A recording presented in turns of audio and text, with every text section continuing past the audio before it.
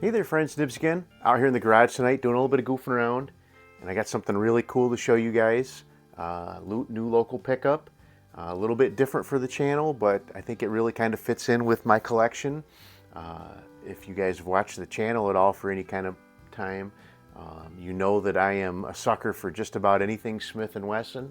I have a Smith & Wesson Model 79G. This one is a 177 caliber pellet pistol. Really pretty cool. Had to do a rebuild job on that one. Just recently picked that one up not too long ago. I have a 22 caliber K22 Masterpiece. This one was made in 1948. Really cool. So we got pellet gun 22, Smith & Wesson Model 29. Big bad boy 44 Magnum. Really pretty cool. And so this thing that I have that I brought home, when I saw that box I just knew I had to have it because part of my collection, I have several guns that are in their original boxes still. This particular one is a Model 66. Don't remember the exact year on this one. I believe it was I'm pretty certain it was in the 70s, but I'm not exactly sure. But this one is really nice, very clean. It's not brand new, but it is very clean. It has been shot a lot by me too. And then we have another box, another original box. This one actually was brand new. Just saw this one recently in another video, but this is my Smith & Wesson Model 39-2, and that one is a very cool 9mm pistol. See, I have a couple others out here real quick. I have a Model 686. That's about a 1987 vintage. I don't have the box for that one. And then I also have my Smith & Wesson Model 52-1, which is a 38 special wad cutter target pistol. And I brought all those out just to kind of give you an idea of how wide of range of Smith & Wesson collector I am. But I walked into the store and I spotted this box and I just had to have it. So what we have is a set of Smith & Wesson Model 938 stainless steel police handcuffs. Oop, and it still has the key in there, which is good.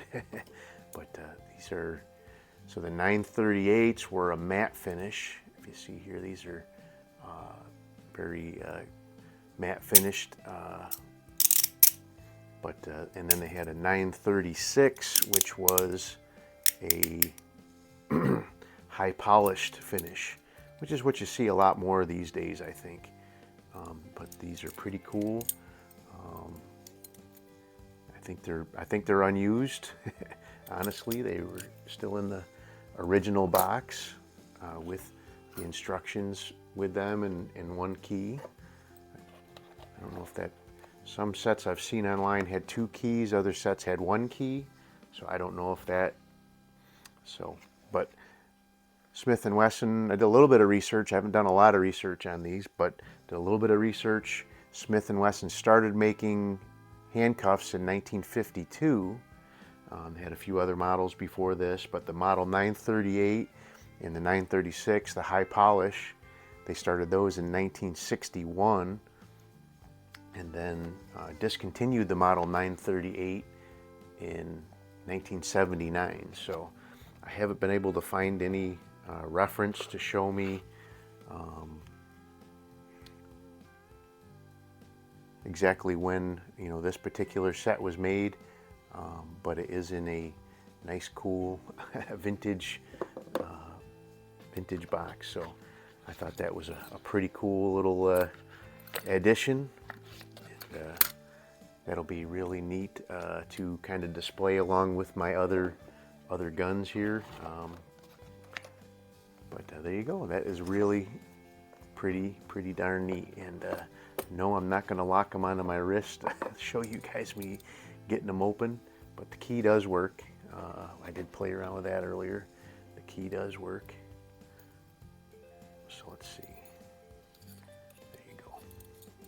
So you flip it around this way, and I think you can lock it too. Maybe not.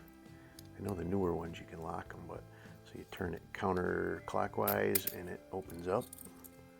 Or no, that way. Yeah, there you go. So, but there you go. That is pretty darn cool. Smith & Wesson Model 938 handcuffs.